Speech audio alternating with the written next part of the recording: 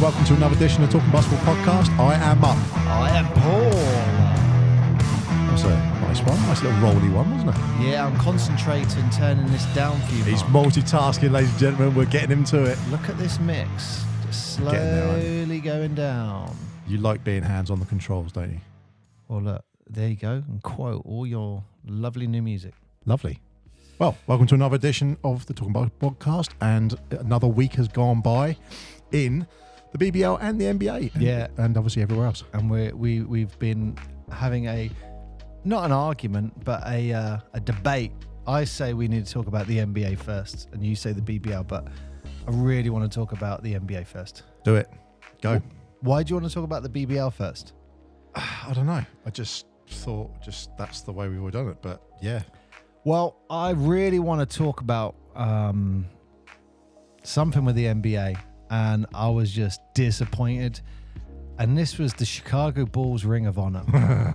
Yeah, that's good. And you know, I'm seeing lots out there, but the Chicago Bulls fans, you let yourself down with the way you treated Jerry Krause's, I guess, honor and his widow being present.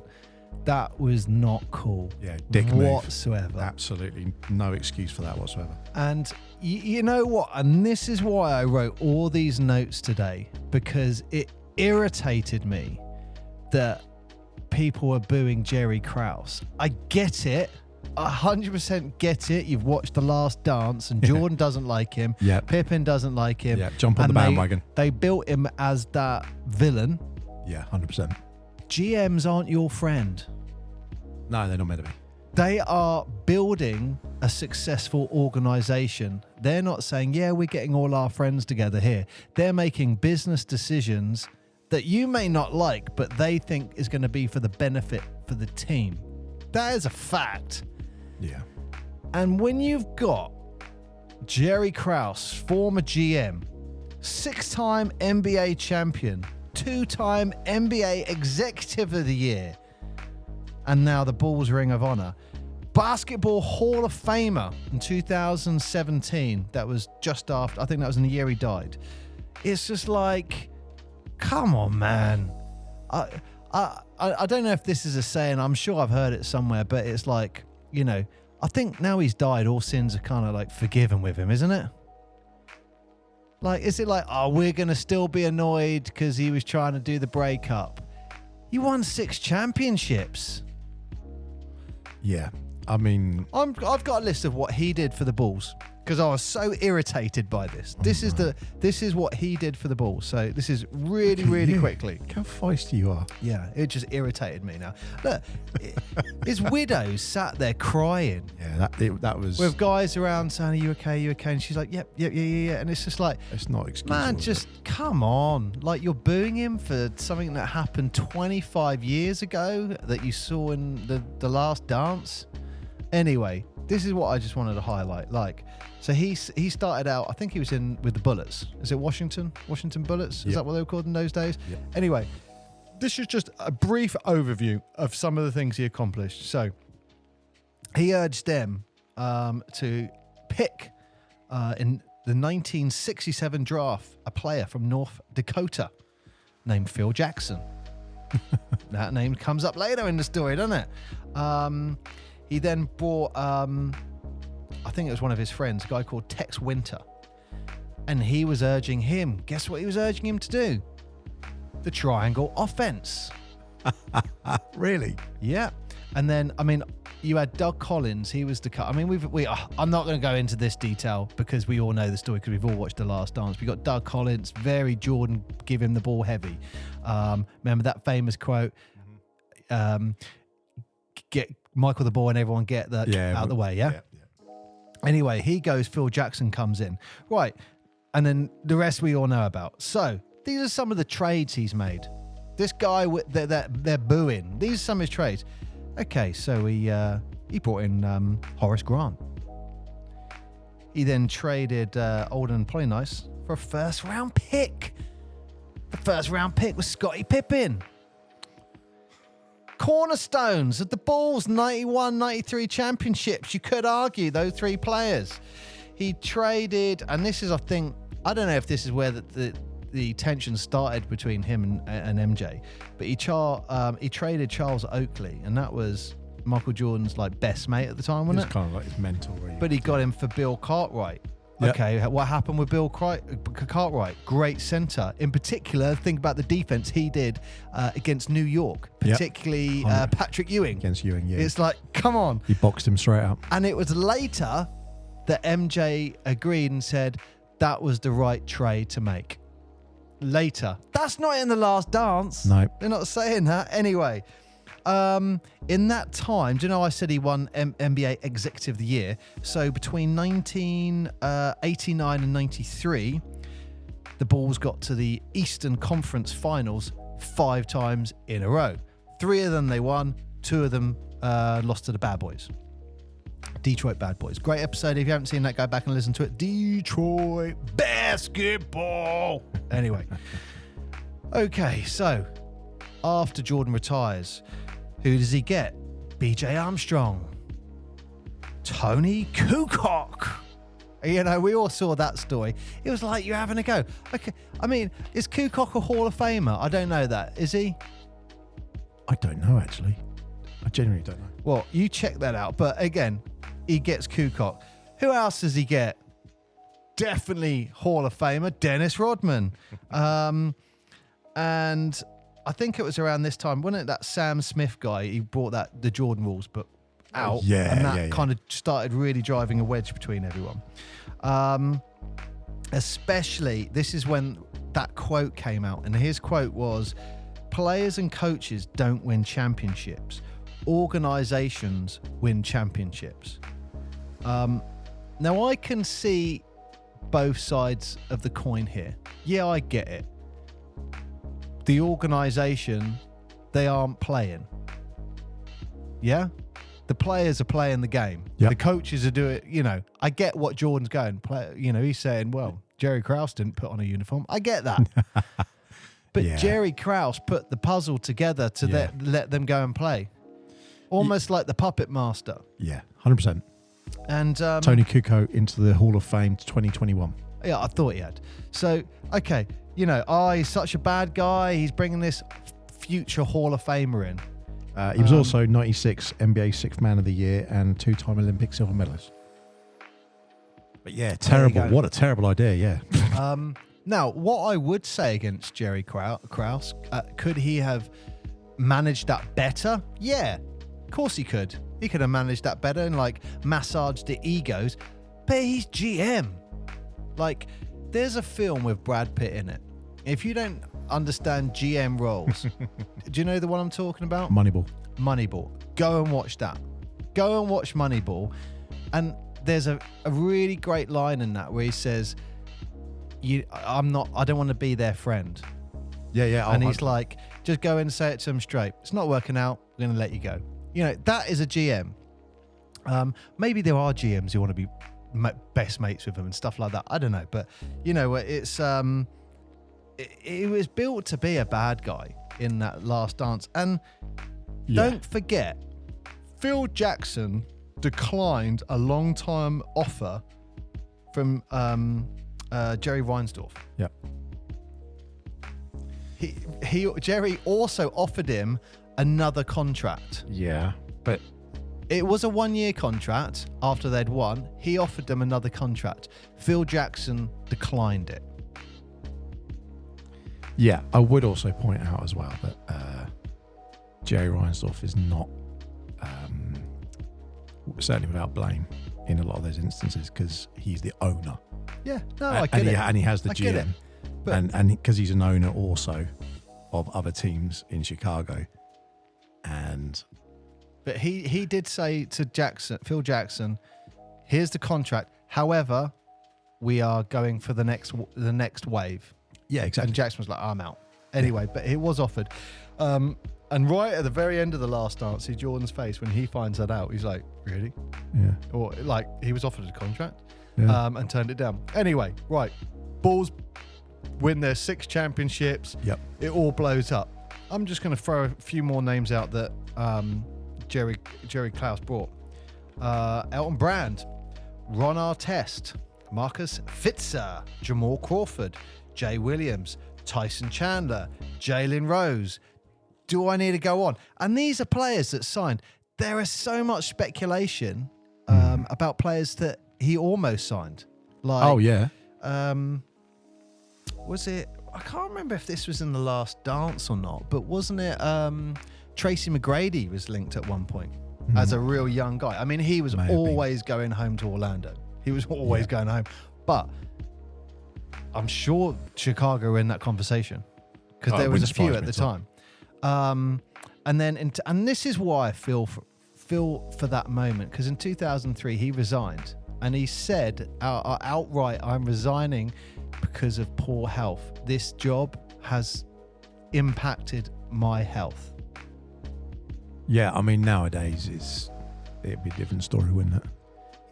He has put his body, his physical and mental health on the line for all those years for the Bulls, and he's died, and you boo his widow. Yeah, that's. I mean, let's be fair. He wasn't the most sprightly of characters, but yeah, that's the way that they did that as well. You know, the whole point of the ceremony, it was rushed. I didn't get it. The thing is, they said you don't have Jordan, you don't have Pippen, you don't have Rodman. Okay, well, let's rearrange it for when you guys can make it. Yeah. Oh, the weather, Rodman, the weather, Dennis. All right, we'll wait for it to be sunny. Yeah, like come on. But he couldn't fly in, but Jordan was like, yeah, he ain't going in the room. I wouldn't bother doing it. So the main three people. And also, you've got to remember when Phil Jackson, everyone's like, oh, okay, he's going to leave. What did he do next? He went to the Lakers, and then he won 3 championships. 4 championships with them. Yeah, I'm plus he's trying to work out how many that is. Plus, he's already won. I think he won 1 or 2. He won 3 at least with LA. 99. No, sorry. I was thinking in his playing career. 2. In his playing career, was it 2? 2. 1970 and 1973 with the Knicks. Probably the last time the Knicks were ever good. And I don't mean to pick on the Knicks here. I do. They suck. The Nets. Bulls crowd almost made me think, hang on, is this a Knicks crowd? Yeah. The Nets have been more have been the stronger team in terms of the New York side of things. And this is what I don't get with all these things. And this is what you have GMs. I mean, what a difficult position these guys are in. You got GMs, and it's like, okay, right, I've got my best guys now saying, I want to be on 80 million. All right, I want to be on 90. Next player, he's on 80. I want to be on 90. Oh, yeah, 100%. Yeah. I mean, they're on 100, right? My contract's up now. I want to be on 100 as well. And you know what? It's just, you look at it and think, when you're a player, I get it. I want to get paid. I got a payday. But it's like, do you want payday or do you want to win championships? And at a certain point, yeah, you were the most highest payer. Brilliant. Well done. If you went back in your career and said, look, I'll just take $1 million, are you going to win a championship? Or more chance of you winning a championship? Do you know what I'm saying there? Yeah. Like LeBron, does he need his contract? Or could he turn around and say, guys, take that money, get some help. So I think I'll be on $1 million. I think there's a bigger thing there. So you have 2 points in that. One, if we're going to talk about GMs, let's bring it fast forward now. You got Mark Cuban. He sold the Mavs, and with part of the buyout, he said, you know what, I'm going to give some money back to the guys in the organisation. So anyone who's worked within the Mavs organisation, it was like 35 million. That's how much the pot is, and he's going to distribute that. Obviously, he can afford to do that, and what a great thing to do. And he's always led by example and been a big advocate of that. But he's staying on as head of basketball operations. He has made some whopping calls in the past of doing things as a GM, and you go, really? Yeah, that's a bad way to do things. And I like him, and I like what he's done in the organisation, but they don't have, if you can name many GMs in history in basketball, you know, how many can you actually name? It's not many, because they're a back office. They're not a front of house. You see them physically, there they are. But Krause clearly was. He was someone who wanted that. I mean, you saw it in the last dance. He wanted a bit of that limelight. But consequently, people knew who he was. Most people don't know who those GMs are. Who's the GM of Orlando Magic? You might know the head coach, but who's the GM? You know? I know people who will know. Of course.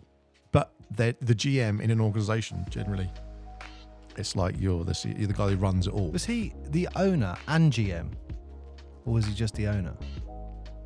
Cuban. Yeah. I thought he was both. Could be wrong. Oh, I'm trying to look it up now. But the thing is, when he had other people in operations, as far as I understood, but you don't have many people who are that prominent. But Krause was one of them. And also the other bit that you brought up about Moneyball.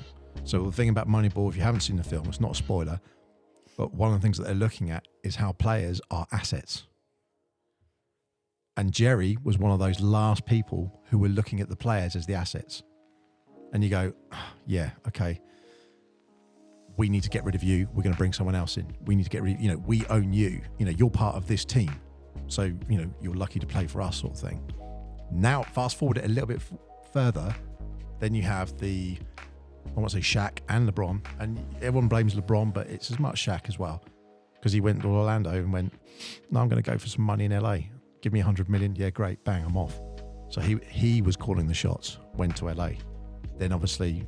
But that's what I'm saying. As the players want more money, that's the GM. He's got to deal with that. And then it's like, okay, you get more money. Okay, I got to lose this player over here. But he was that end of that era, because that era then flipped.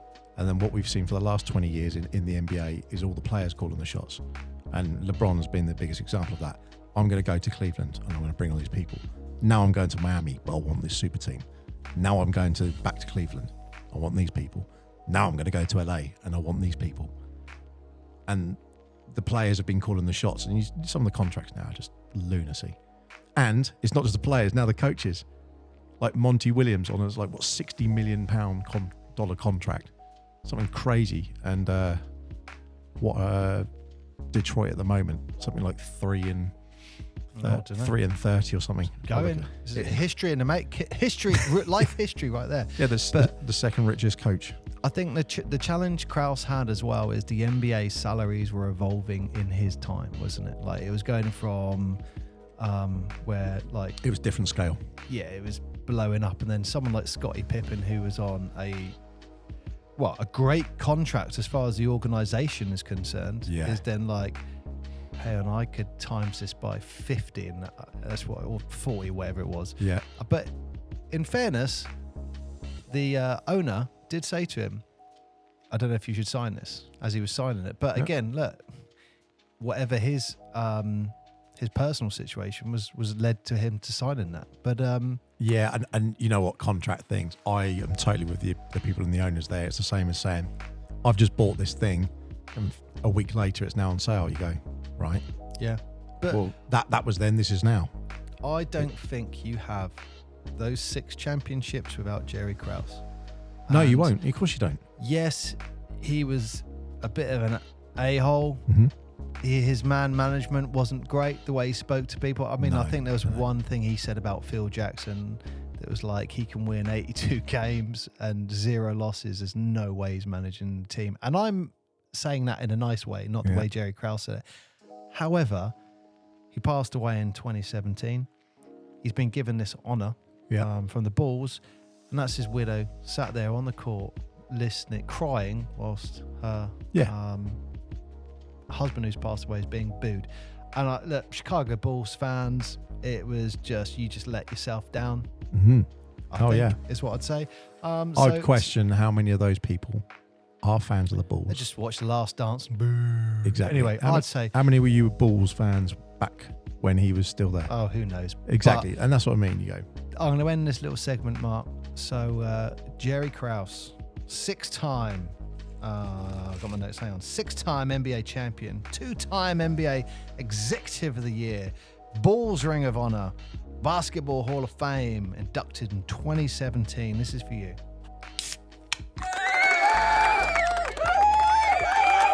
Yeah, he definitely deserves that. You've got to sometimes have the villain to make those plays. Right. But I mentioned, about Coach Spo and Spolstra. I can never say his name right. Miami. Yep. But, you know, he's been at Miami for a while. He's got payday. He has got a payday. 120 mil, isn't it? Yeah, but what's interesting is not only just the length of the contract, but the fact that they waited for his divorce to go through. Did you not know that? I did know that. I didn't know you were going to say it that often. Yeah, I mean, bless him for doing that. But, I mean, an 8-year contract, my only question is, if you're doing that, how many rebuilds is that? Because if you're a player current now, and you look at like Jimmy Butler, and you look at some of the other players they got at the moment. Mark. 2 rebuilds. One for when LeBron goes back there, and then one after LeBron leaves. So why is he going back there? To retire with his son playing. You say that, but the person they're linking their son with, I can't remember who it was. I know that everyone is saying they think I don't know. Miami. I've just made that. Well, up. no. It's true because they were thinking it's going to be Miami, but there's some other team and it's like a really random one. It's like Indiana or something like that, and they're just going to try because basically everyone's saying whoever gets his son, they're getting LeBron. Well, and also let's just now say you're GM. You Mark, you're GM of the Miami Heat. Yeah. Right, first pick. Right, you get LeBron's No, kid. I'm going to the wig shop, and I'm going to get a wig like Pat Riley because that's a look. You're getting Yeah. LeBron James's kid. Ring, ring. All right, let's do it right now. Yeah. Ring, ring. How's it going? Hey, it's LeBron. Yeah. I want to come play for the Heat. Nah, you're right, mate. How much would you pay to have your son? What? Exactly. That's exactly what I would do. I don't want him on my team. What? No. You wouldn't take LeBron? He's Nope. going to sell out your stadium for the whole season. Nope. Of course you are. No. But you might say, hang on, what are we going to pay you? Oh, he doesn't need. Well, he would take money. You are a rubbish GM. No. Rubbish GM. Right, I don't want him. Let's do this the other way around. I'll be better than you. Let's go. Ring, ring. Hello. All right, it's LeBron. Hey, LeBron, how you doing, mate? I want to get in touch with you and your talents to return to South Beach, my friend. Yeah. How much you pay me? $500,000. Whole season. 500 million. Or I'm going to sack your son right now. I want you to match my salary at LA. No. All right, don't worry about it. We definitely won't see you in the playoffs. I'll catch you See you next year. later. This is your last moment, LeBron. Gone. No. I think a GM would be thinking, how cheap can we get him? They're not going to be paying him a huge contract. I would genuinely, if you're a team like Indiana or someone who gets them, Miami has difference because obviously LeBron won 2 championships there, arguably. Is this kid any good? He's not bad. But is he like first pick? Is he going first pick? His son is not LeBron. I think that's the point. His son is not LeBron. But he's not Giannis's brother. Because Giannis is, I don't know if you've seen Giannis's brother play. Yeah, I mean, it's like, that's the, if you're going outside to play in the park, you've got to take your brother as well. You've got an NBA contract, you've got to take your brother as well. He's not bad though. He's the worst player in the league. Is he? Hey, when Giannis was in that locker room, who backed him up? His brother was there. Yeah. His brother was in that locker room going, give me that ball. His brother got a flop in like 10 seconds on the court the other day. It's like, yeah, he is just purely there just for the numbers. But well, it'll be interesting to see. It's that same thing. Do you take someone who is not proven? But if you want to get LeBron, that's fine.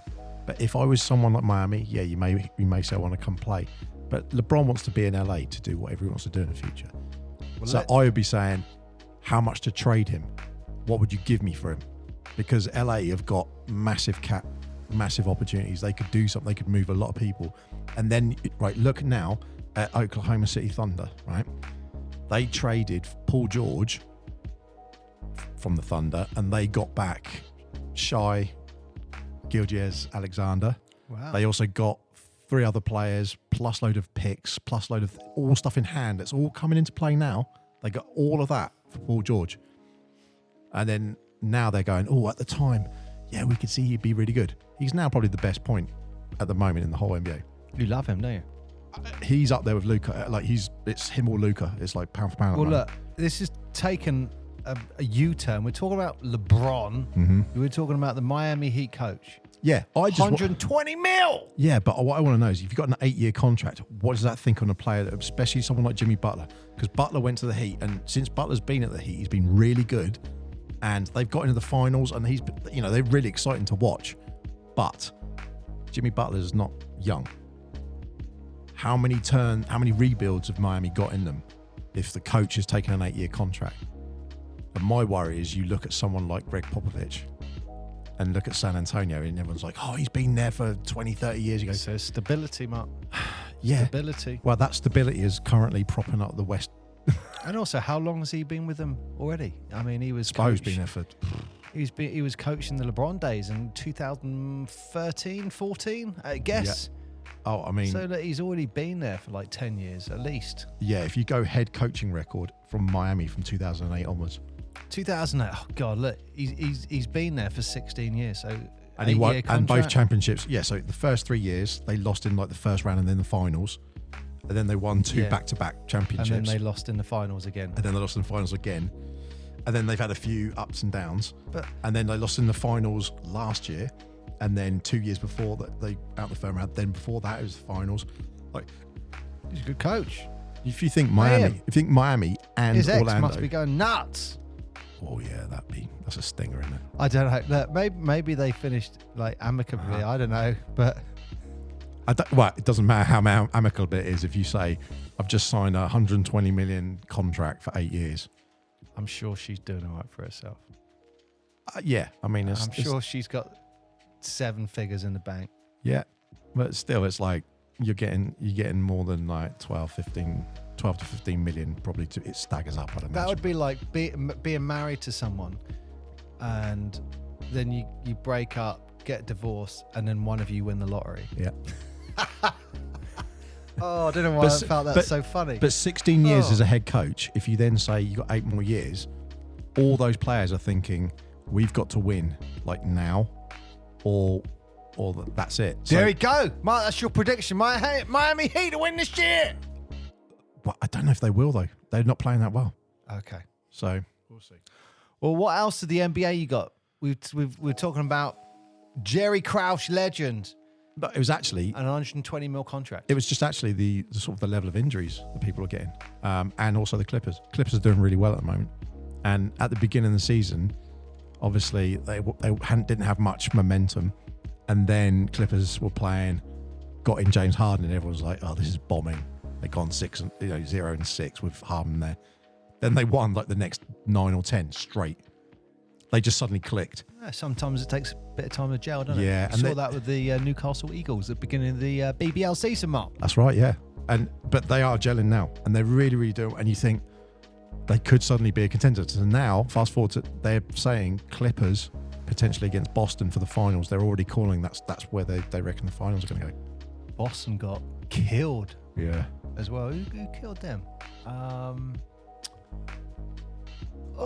This is where you watch so much basketball that they got killed. There's been a lot of shock killings actually last couple of weeks. Shock killings. Who beat them? I am genuinely trying to remember. Is it Milwaukee? Might have been. What? As in what? This week? Beat them by like 40, 50, 60. That was I know they beat the Raptors. Why do you not know this? I'm trying to think it was. You were the one who wanted to talk about the NBA. Yeah, I know, but I'm trying to think who it was. It wasn't that recent. Yeah, it was. Maybe. Right. Well, whilst you're looking at that, shall we move on to the BBL, Mark? Do it. Right, so the BBL trophy. Yeah, it was the Bucks. It was by 30. It was by 30 something, not 40 something. I was thinking. I think they were losing by loads at like halftime or third quarter. It was embarrassing. It was like, wow. They benched their whole starting 5, didn't they? Dame's 3. Oh. His buzzer beater that couldn't have gone in more perfect on the buzzer as well. I only have one thing to say about those things. What's that? Brilliant shots. But the game should never be that close that he's having to hit a buzzer beater 3 to win the game. That's just my opinion. That game should never have been a 1 point to win it. You having a go at Dame for No, that? amazing shot, and the way they inbounded it and got the ball up there and all of that, fantastic. It's funny that Lopez actually calls for the ball, like, hey, you're going to pass it back? Oh, no. Oh, I didn't pick up on that. He does that because he gives it to him and then he dishes it back and then he does like a little roll, puts his hands as to look for it, and then people are making a joke like, oh yeah, Brooke wants it back. He wasn't. He was just pretending he was open or whatever. But he knows Dame ain't. It was a great shot. Well, let's get on to the BBL, Mark. Do it. I wanted something to separate NBA and BBL. That's nice. Anyway, right, the BBL is back. The BBL trophy is kicking off, Mark. Yes. So, where do you want to start? Group A? Let's go Group A. Wow. I'm just looking at the tables again. I mean, look at that. I mean, Gladiators have to beat Surrey. This is that tomorrow? That's tomorrow. Yeah. It's tomorrow. Yeah, they got to beat Surrey. So let's start off with last week, because last week they won against the Sharks. Yeah. They won by 8 points, but that was enough to keep them in contention. The first thing the coach said was like, yeah, we're still in it. So as you say, they really need to win this game tomorrow.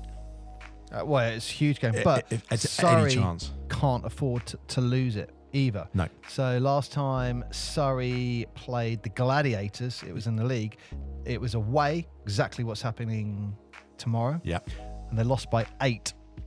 So Surrey cannot afford to lose that game. And the reason I say that is because the last game of Group A is Surrey at home.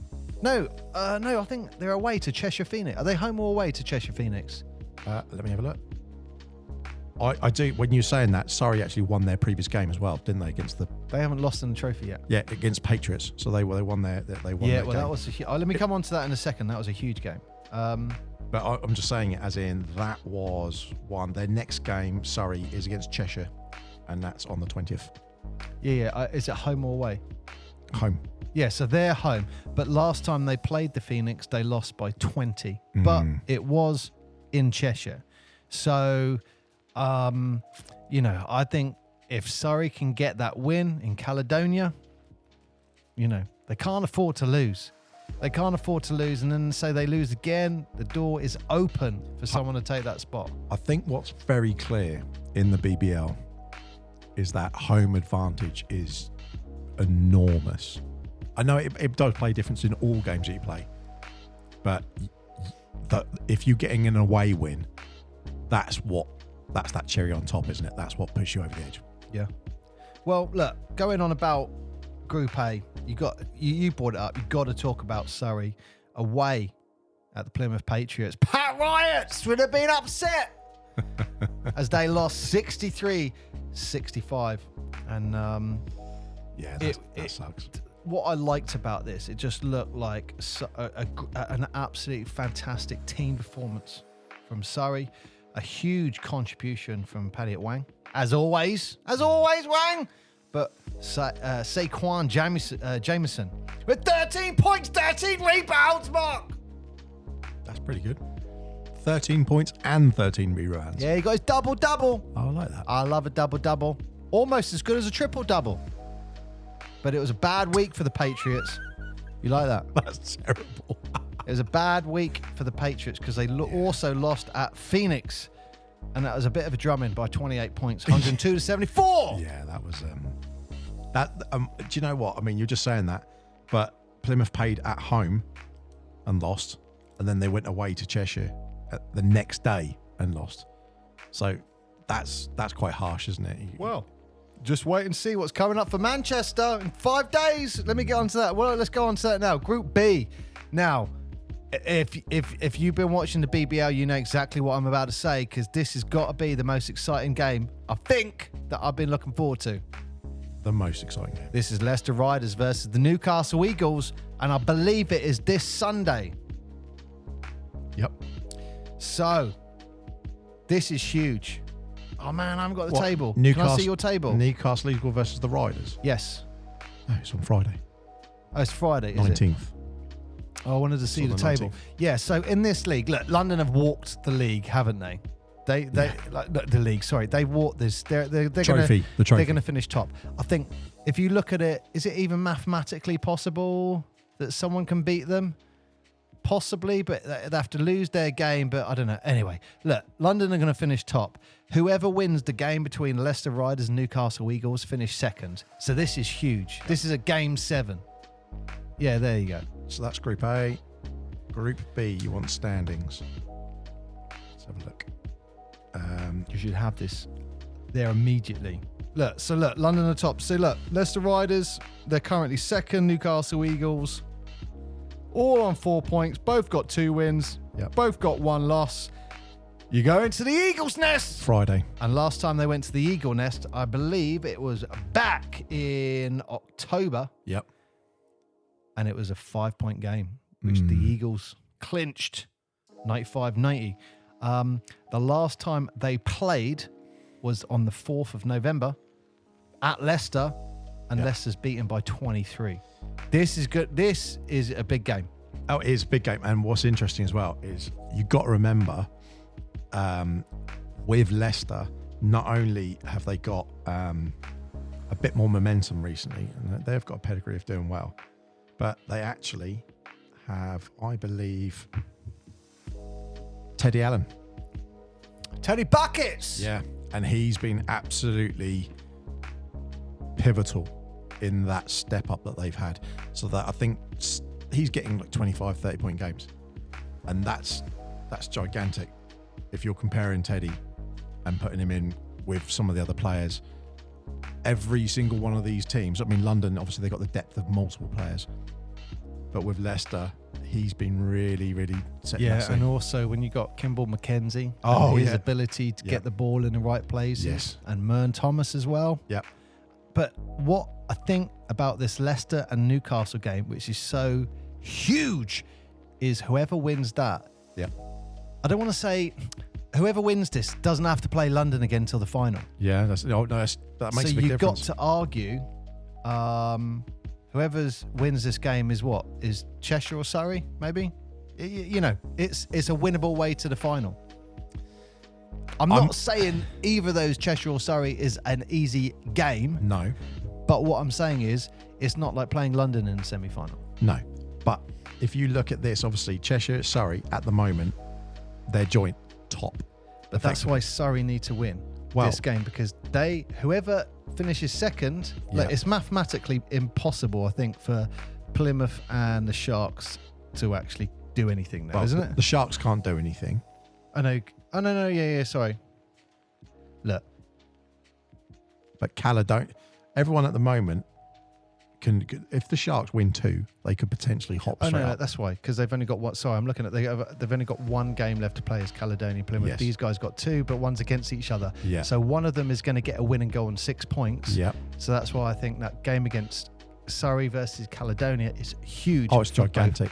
For both clubs, because then they need Cheshire to beat Surrey.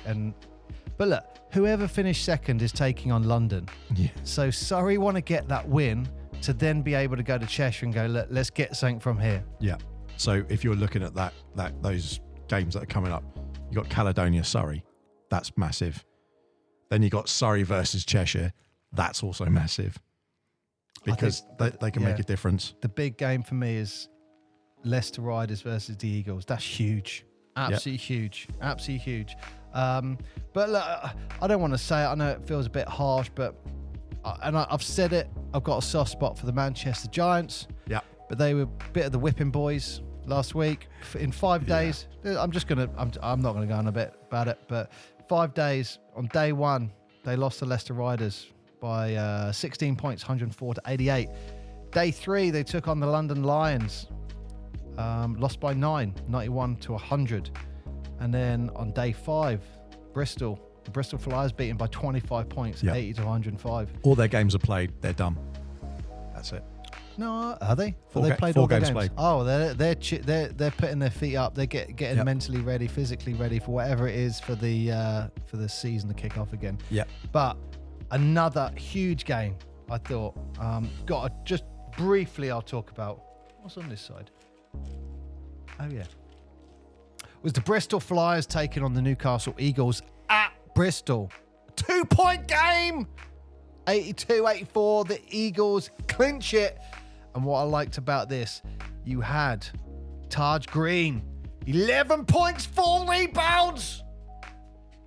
I mean, Looking strong, Mark, for the All-Star game, being picked by the fans. Larry Austin Jr., 18 points, 11 rebounds. you'd expect Taj to put a bit more in than that, but I'm just saying.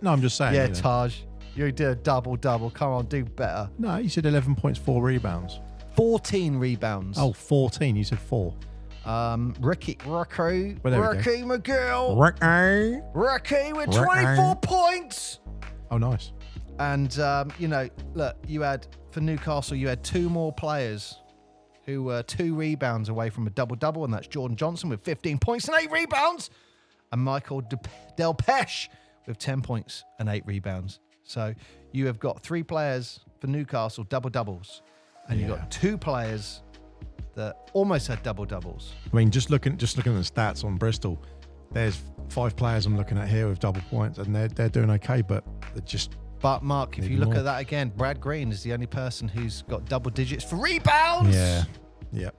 Absolutely. I think Newcastle won on the boards, but, that's just my humble opinion. I would say just the interesting thing about all of that stat is that a lot of the times, a lot of the minutes that people have had, 40 minutes, 37 minutes, 39 minutes, 38 minutes, a lot of these people who are, I'm guessing, starting 5s, high utility. That's quite interesting. So, they're not having the depths of everything. But, well, there you go, Mark. All eyes on Leicester Riders and the Eagles, and I guess Surrey. Yeah. Surrey and you've got to the see if they're going to Caledonia game. They're the big ones. But who've you got? Who've you got? Well, I had Adam Riabi was on last week, and I said Surrey Scorchers. So I'm going to stay faithful with Surrey. I think that would be nice because they're not going to do anything necessarily in the league. So it'd be whereas Cheshire have potential to do something in the league, potentially. And I know you got a soft spot for Leicester, so I will stick with Newcastle faithful. I'm going to say Newcastle at home. The Bold Eagles. I think they're going to go through. I think the Eagles' Nest is a tough place to go. Those 3,500 fans. Yeah, I think Teddy Buckets is going to put a show on. I think he's going to really dig into it. Let's see. But yeah. But that was an interesting one. Well, thank you very much for listening to our show this week. It's been a slightly different spin on it, but we'll keep them changing as they go. And I have been Mark. I have been Paul. And we haven't mentioned that dreaded B word today. Well, Mark, let's talk about badminton then. You don't get GMs in badminton. It's not big enough. You don't get fun in badminton. No one likes it. Cancel it.